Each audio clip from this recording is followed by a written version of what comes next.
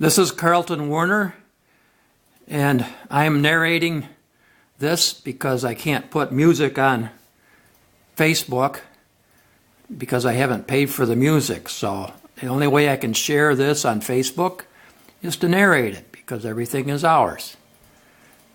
You can see Claudia, Ken West, and a good friend of Claudia's, Patrick, went on this hike in June.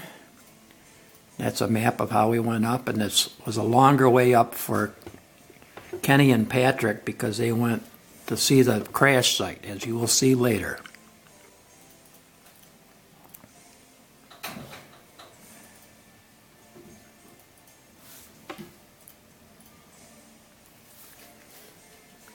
It was windy the day before. We saw 4 trees fall. We'd never seen that before in our lives. We were a little apprehensive going up on the day of the hike, but the wind had stopped, the weather had gotten better, and we had a beautiful day for starting. We met people at the bottom, and they were almost all younger than us, and almost all of them didn't make it to the top, but us 4 seniors did. Here's how bad it was from that wind the day before. Now this must have been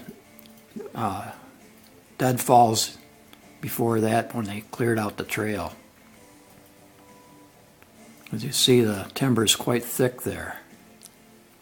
There's Michael in the middle. He's a great hiker, and he lives not all that far from Coppercrest.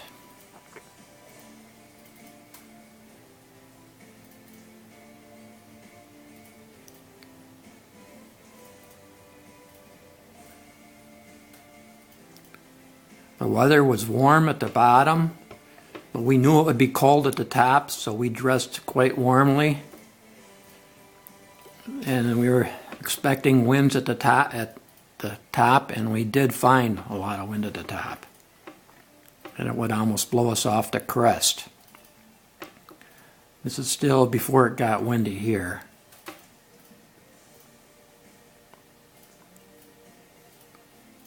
None of us had climbed this mountain before, but since this climb, Claudia has gone up the other side in a 2-day hike where she had to camp out part way up the mountain. And her pictures of that are on Facebook also.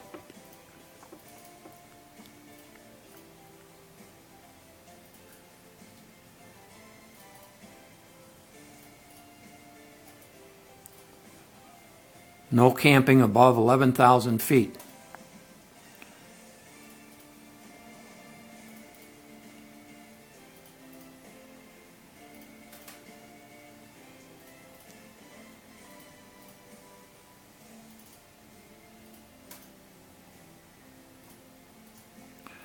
The other mountain that is almost as high as Humphreys Peak is off limits. It's a sacred mountain to the Native Americans.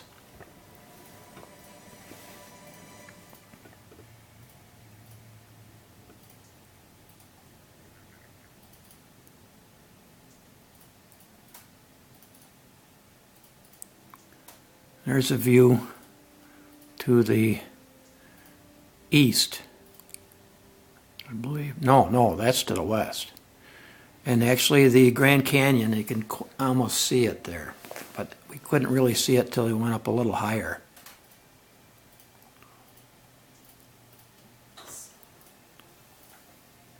There's Claudia.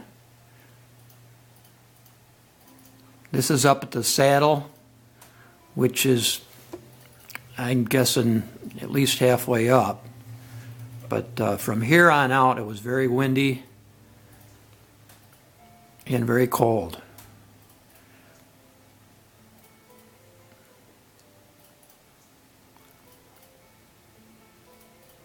Some of these pictures look almost the same because these 3 of us took photos and they're similar, but they were so good you didn't want to skip any of them. We don't have any of Patrick's pictures.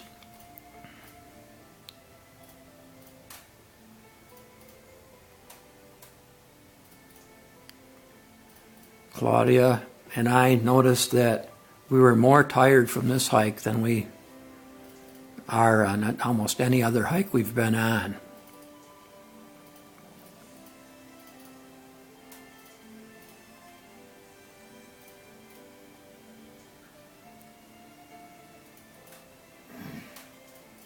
That must be Claudia. She took more pictures of flowers than the rest of us and told us what type they were. She knows a lot about botany.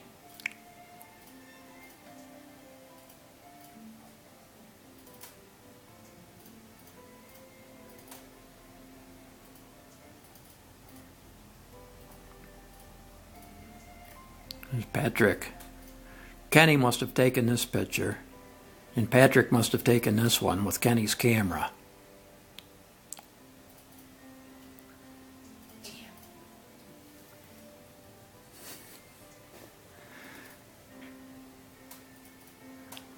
That's the way up to the real peak. We're not up to the peak yet. Kenny and Patrick were quite a ways ahead of us. I would say maybe 15 minutes.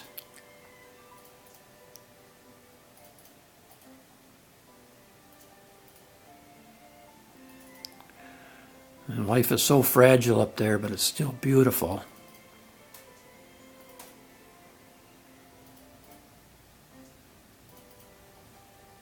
We were extremely blessed to have real good weather, whereas the weather is bad up there almost all year round.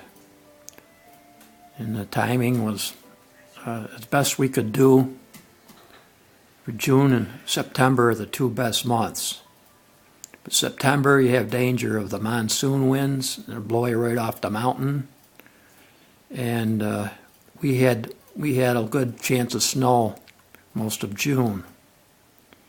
But it was a exceptionally warm summer, so we felt that this was the perfect time for us to go up. You can see the little glaciers there.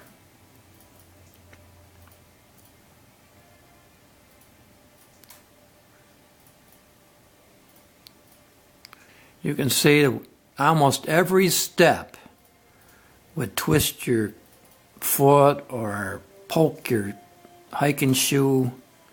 It was just plain grueling. You had to be tough to do this.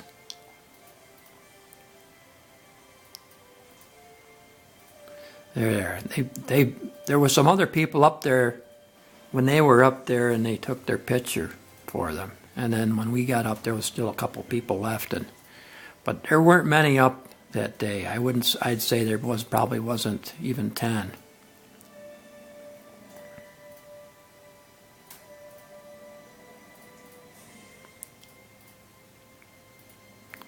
(12,633 feet). Pictures by all different cameras. The same smiles because we couldn't get them off our faces. I like this one.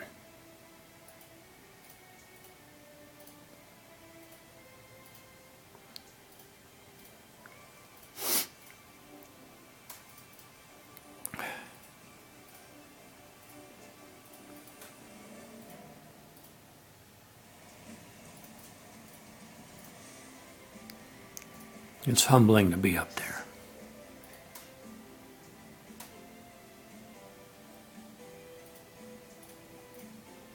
See, I'm holding my head down. Kenny took this picture. He must have made friends with it. Fed him something, probably peanuts.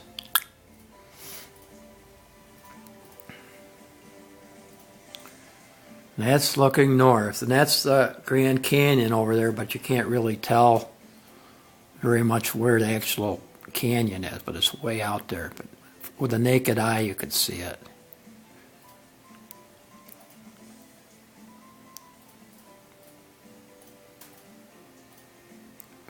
Yeah, and to top it off, the trail was bad enough. Kenny and Patrick had to walk those rocks and they were going by Patrick's GPS to find the site. And it took them through those rocks. It seemed like forever to them. I couldn't believe that they weren't really worn out, but they were. It slowed them down enough where we met up with them. Claudia and I met up with them on the way down at the same exact spot, just by coincidence. Kenny tried to pick up that propeller, but it was too heavy.